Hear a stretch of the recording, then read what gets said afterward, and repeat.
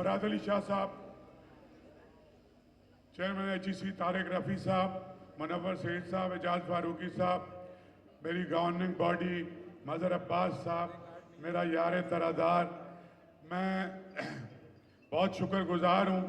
कि ये प्रोग्राम कल होना था। CM साहब, मैं सीधा सीधा बताता हूँ, ये 3 दिन का फेस्टिवल है जो एकेडमीज हमने म्यूज़िक की, थिएटर की, फाइन आर्ट की और रक्स की बनाई थी, जो बच्चे हमारे पास आउट इनॉग्रेट की थी। और इस बीच में जब हमारे वतन पे हमला हुआ तो हमने इसको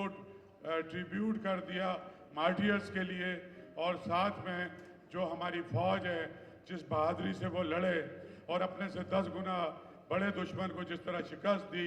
उस पर तालियां बजाओ यार मेरे लिए, तुम थोड़ी जाके लड़े थे। हाँ,